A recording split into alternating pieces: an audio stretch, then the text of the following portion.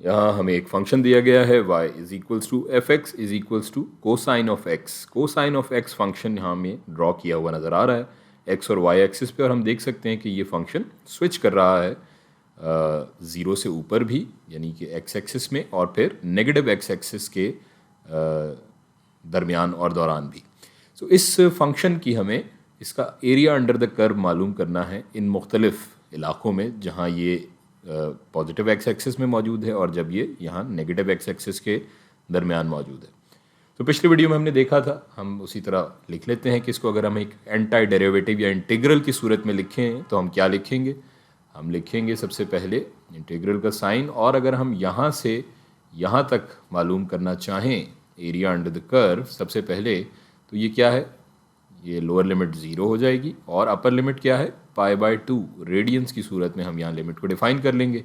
और हमारा फंक्शन क्या है, cos of x of dx। अब हम जानते हैं, पिछली वीडियो में हमने देखा था कि इसका हमें बुनियादी तौर पर एंटाई डेरिवेटिव जो कि हमारा ये फंक्शन है वो मालूम करना होगा।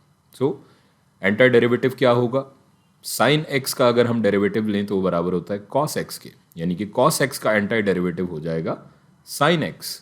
सो इसको हम लिख सकते हैं, अगर लिमिट की सूरत में लिखें डेरिवेटिव एंटाई डेरिवेटिव लेने के बाद, जैसे कि हमने पिछली वीडियो में लिखा था, तो ये हो जाएगा sin x π/2, 0 से π/2 की लिमिट के दरमियान। इसको हम आगे अगर फर्दर सिंप्लीफाई करें तो ये क्या हो जाएगा, sine of π/2 minus sine of 0। Sine π/2 बराबर होता है 1 के, माइनस साइन 0 बराबर होता है 0 के, तो ये क्या हो जाएगा 1। सो ये एरिया 0 सिफर से लेकर के π/2 के दरमियान, ये जो एरिया अंडर द कर्व है ये बराबर होगा 1 के। अब हम अगला अगर ये पॉइंट देखें, इस पॉइंट से इस पॉइंट के दरमियान अगर हम मालूम करें तो वो क्या होगा। सो वो हम एक दूसरे रंग से लिख लेते हैं। ये हो जाएगा इंटीग्रल, लिमिट क्या हो जाएगी, लोअर लिमिट है π/2 से लेकर के ये 3π/2 के दरमियान हम cos ऑफ x फंक्शन का एरिया अंडर द कर्व मालूम कर रहे हैं।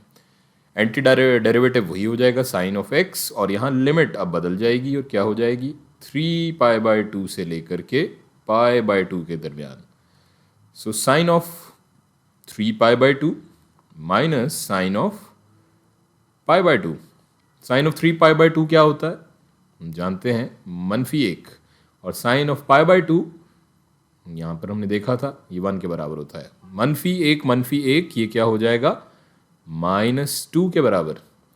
सो अब माइनस का निशान, मनफी का निशान यहाँ जाहिर कर रहा है कि ये जो एरिया है, जो एरिया अंडर द कर्व हमने मालूम किया है, ये नेगेटिव एक्सिस पे है या फिर 0 से नीचे ये एरिया मौजूद है, जबकि ये जो 1 है ये यहाँ मस्बत का निशान जाहिर कर रहा है कि ये जो एरिया अंडर द कर्व है ये 0 से ऊपर या फिर x, यानी x की वैल्यू जहाँ मस्बत है ये एरिया वहाँ मौजूद है।